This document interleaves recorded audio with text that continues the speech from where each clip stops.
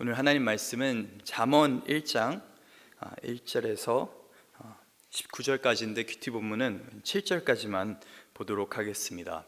다윗의 아들 이스라엘 왕 솔로몬의 잠언이라. 이는 지혜와 훈계를 알게 하며 명철의 말씀을 깨닫게 하며 지혜롭게 공의롭게 정의롭게 정직하게 행한 일들에 대하여 훈계를 받게 하며 어리석은 자를 슬기롭게 하며 젊은 자에게 지식과 근신함을 주기 위한 것이니, 지혜 있는 자는 듣고 학식이 더할 것이요 명철한 자는 지략을 얻을 것이라. 잠언과 비유와 지혜 있는 자의 말과 그 오묘한 말을 깨달으리라. 여호와를 경외하는 것이 지식의 근본이거늘 미련한 자는 지혜와 훈계를 멸시하느니라. 아멘. 요즘에 정말 정보와 지식이 넘쳐나는 그런 사회 속에서 저희가 살고 있는 것 같습니다.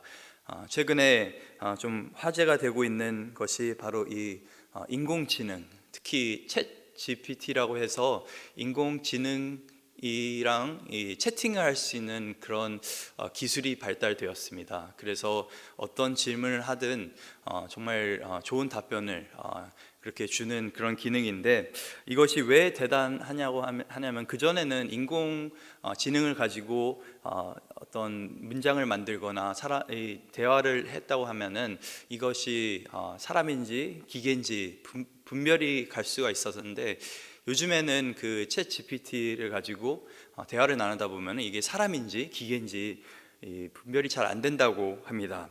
그래서 특히 이제 구글이나 대형 이제 웹사이트들, 특히 검색을 기반으로 하고 있는 그 웹사이트 같은 경우는 이제 비상이 걸렸다고 하는 것이, 그전에는 저희가 모르는 것이 있고 질문이 있으면은 구글에다가 그 질문을 집어넣어서 답을 찾았습니다.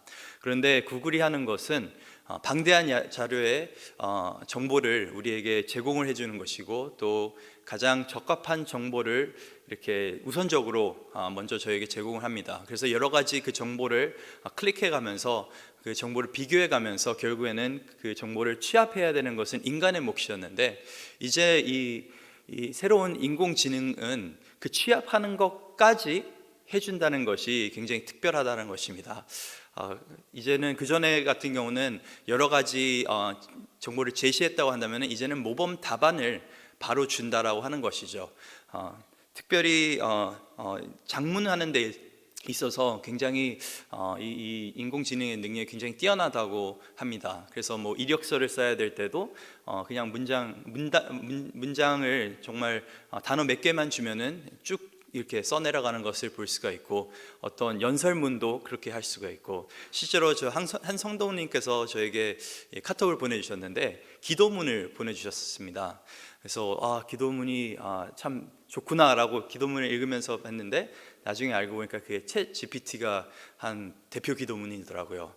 그래서 대표 기도하시는 분들 이걸 쓰시라고 하는 것이 아니라 그만큼 어떻게 보면은 참 그 기능, 그 제가 듣질 않았다고 한다면은 정말 수년간 열심히 신앙생활 하신 분이 쓴 기도문이라고 착각할 정도로 그렇게 내용이 굉장히 알찼던 것을 볼 수가 있습니다. 이렇게 저희는 이제는 진짜 그냥 지식만 많은 그런 사회가 아닌 이런 정확한 지식을 빠르게 취할 수 있는 그런 사회 속에서 살고 있습니다.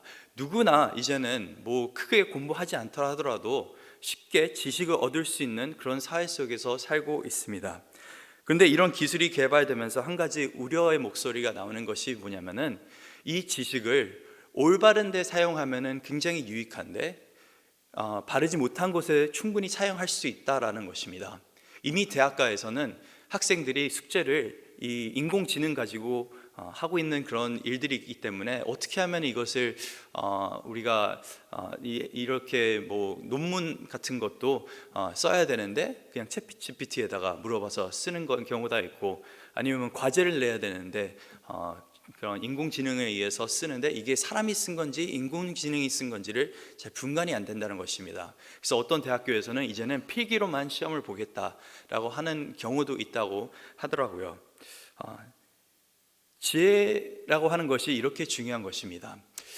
지식은 있는데 지혜가 없다고 하는 것은 굉장히 위험한 일입니다. 아니면 지식은 있는데 잘못된 방향으로 그 지식을 쓰게 된다면 그것은 결국 사람을 망하게 하는 줄 믿습니다. 한 가지 예를 드리자고 한다면은 운전자가 차를 운전할 때 운전을 할 수 있는 지식은 있는데 안전하게 운전할 수 있는 지혜가 없다고 한다면은 그것은 굉장히 위험한 것입니다. 지혜 없이 그냥 속도를 지키지 않고 아니면 신호를 지키지 않고 아니면 더 나가서 음주를 한 다음에 운전을 한다고 한다면 차라리 운전을 안 하는 게 낫습니다. 차라리 그 운전할 수 있는 지식이 없는 게 지식은 있는데 지혜가 없는 것보다는 낫다라는 것을 말씀드리는 것입니다. 얼마 전에 이 총기 사건이 또 한 가지 있었는데 테네시에서 그 총기만 보더라도 어떤 사람들은 총기를 소유하면서 정말 자신의 가족을 보호하고 좋은 일에 총기를 사용하는 반면에 또 지식은 있는데 총기를 사용할 수 있는 지식은 있는데 지혜가 없어서 다른 사람을 해하는 그런 사람들도 있는 것입니다. 그래서 이 지식이라고 하는 것은 어떻게 보면 양날의 검이라고도 할 수 있는 것입니다. 지식은 있는 데가 지혜가 없다는 것은 굉장히 어떻게 보면은 우리의 인생을 망치는 것이고 다른 사람의 인생을 망칠 수가 있는 것이고 세상을 망칠 수 있는 굉장히 위험한 일이라는 것입니다. 그래서 잠언 말씀이 저는 굉장히 중요하다고 그런 생각이 듭니다. 왜냐하면 잠언은 저희가 잘 아는 것처럼 지혜의 말씀입니다. 정말 우리가 살면서 꼭 필요한 그런 지혜를 담고 있는 책인데 그래서 저희가 가정 예배를 드릴 때도 이 잠언 말씀을 가지고 하루에 한 장씩 읽고 이제 묵상하고 그 다음에 나눠봐라라고 그렇게 권유를 해드리고 있는데 교회적으로 그렇게 하고 있는 이유가 우리 아이들이 참 많은 교육을 받고 있지 않습니까? 학교를 열심히 다니고 있고 많은 배움을 누리고 있는데 그 가운데서 한 가지 우려되는 것은 지식은 있는데 지혜 없는 아이들이 되버리면은 결국에 그 아이들의 인생은 결코 선하게 이끌릴 수가 없다라는 것입니다. 그래서 잠언 말씀이 참 중요한데 오늘 본문 1절에 보니까 다윗의 아들 이스라엘 왕 솔로몬의 잠언이라라고 성경은 기록을 하고 있습니다. 여기서 중요한 것은 이것이 단순하게 그냥 사람의 지혜가 아니라 솔로몬이 쓰고 있는 그런 잠언 말씀이라는 것은 이것이 하나님의 지혜라고 그렇게 성경이 우리에게 말을 해주고 있는 것입니다. 열왕기 3장을 보면은 이 뒷배경이 나오는데 이제 다윗 왕이 솔로몬에게 왕의 자리를 물려주는 그런 장면이 나옵니다. 그런데 그 상황 속에서 솔로몬이 자신의 아버지를 보면서 이렇게 기도를 합니다. 하나님께, 하나님, 내 아버지는 너무나 많은 것을 이뤘는데 하나님에 대해 충성을 하면서 정말 하나님 나라를 위해서 너무나 힘썼는데 저는 저희 아버지 다윗에 비하면 너무나 아이와 같습니다. 제가 할 줄 아는 게 없습니다. 아는 게 없습니다. 그래서 솔로몬이 했던 것이 뭐냐면은 하나님 앞에 기도를 했습니다.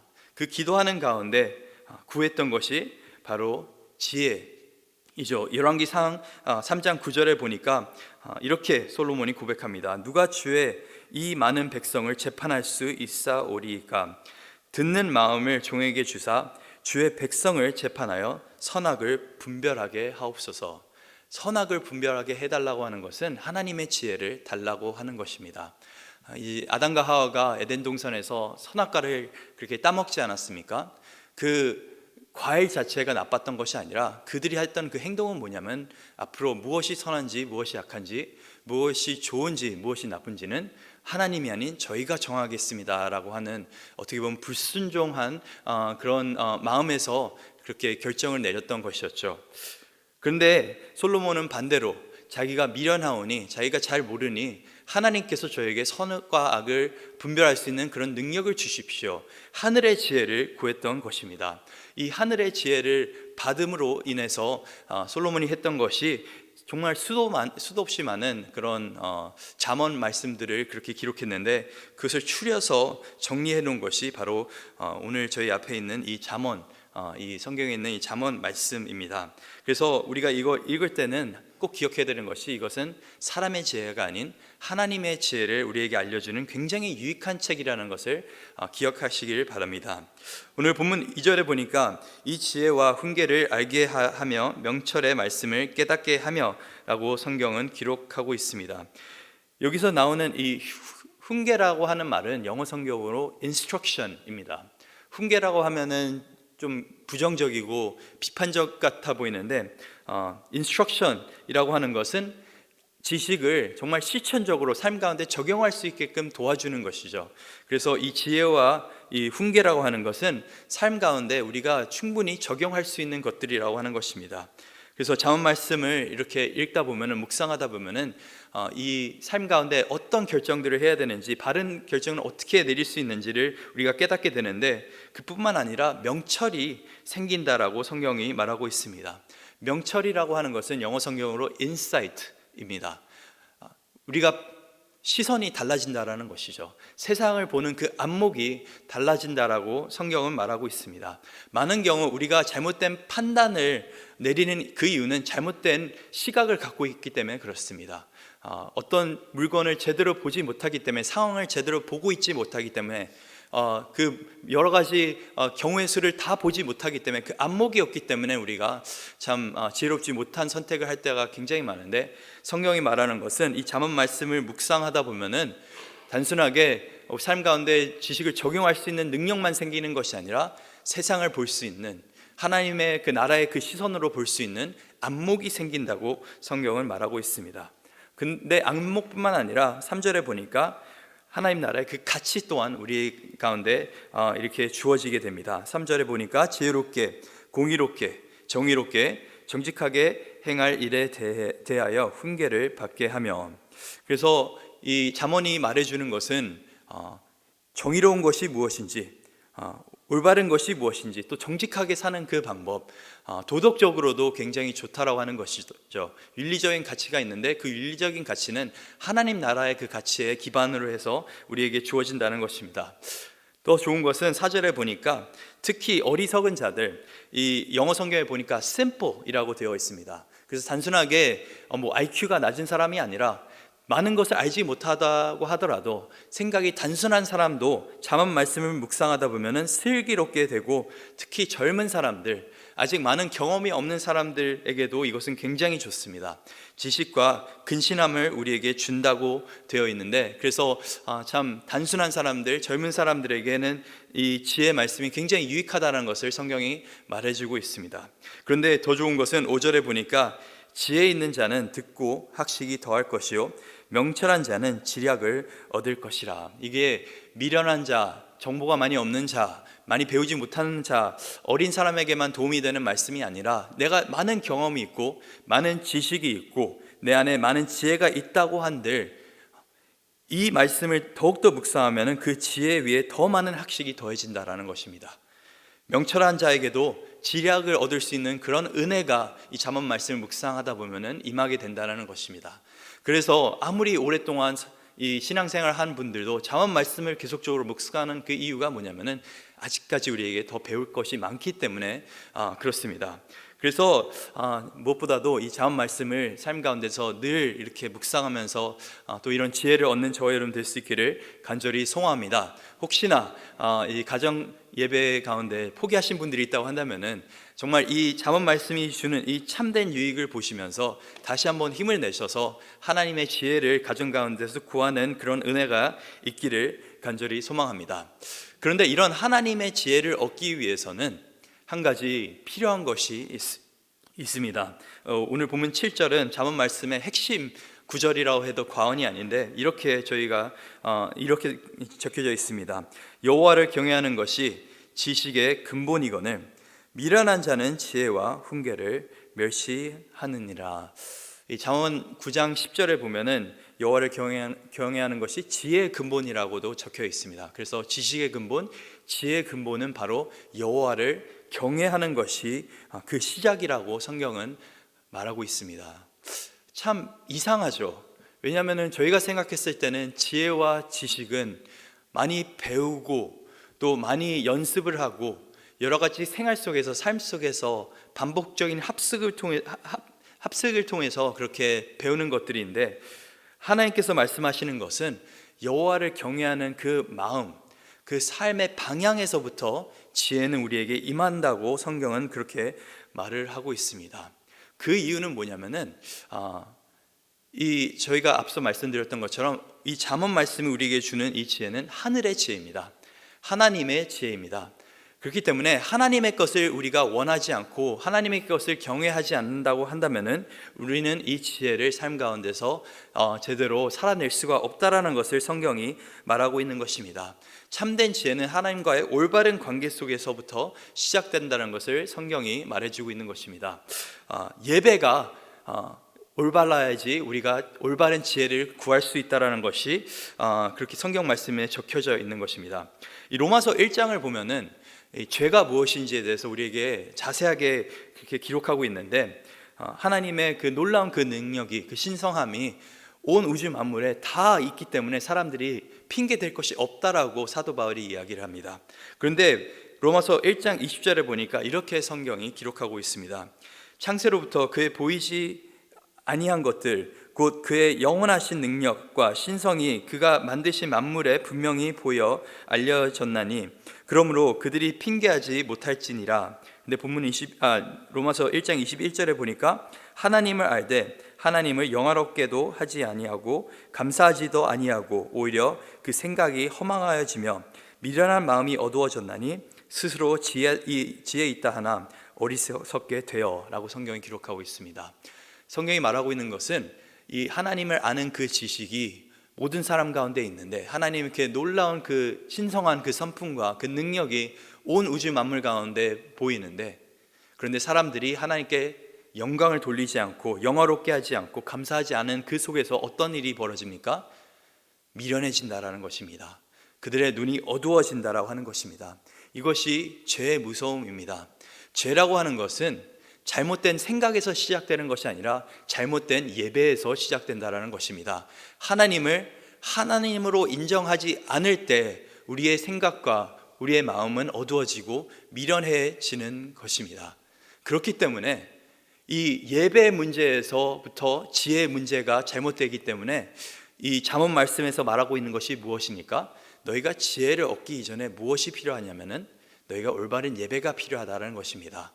하나님을 하나님으로 인정하는 것, 하나님을 경외하는 것, 하나님을 하나님답게 우리가 영화롭게 해드리는 것, 감사하는 것, 하나님을 내 삶의 중심으로 놓고 그렇게 살아가는 것이 지혜의 근본이라고 하는 것입니다. 그것이 무너지게 된다고 한다면은 우리 삶 안에 그 어떠한 지혜도 없다라는 것입니다. 우리는 스스로 지혜 있다고 하지만은 오히려 미련해진다라고 하는 것이 그 로마서 말씀에 있는 말씀이고, 오늘 본문이 우리에게 던져주고 있는 그러한 말입니다. 이것이 왜 중요하냐면은 많은 경우 우리 부모님들께서 자녀들을 생각할 때 내 자녀의 문제는 지식이 없고 지혜가 없는 것이 내 자녀의 문제라고 생각을 합니다. 내 자녀가 조금만 더 배우면은, 교회 와서 조금 더 말씀 양육을 받으면은 그러면 조금 나아지겠지라고 생각을 하게 되는데, 우리 자녀들의 가장 큰 문제는 지식의 문제도 아니고 지혜의 문제도 아닙니다. 예배의 문제입니다.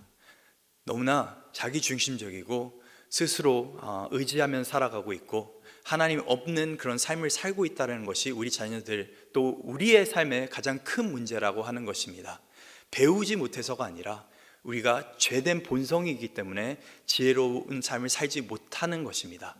잠언 말씀을 읽다 보면은 이것이 참 은혜가 되고 이것을 어떻게 삶에 적용할 수 있을까라는 고민을 하게 되는데, 사실 이것을 적용하기에 앞서서 우리가 먼저 깨달아야 하는 것은 이것은 하나님의 은혜 없이 절대로 적용할 수 있는 말씀이 아니라는 것을 깨달아야 되는 줄 믿습니다.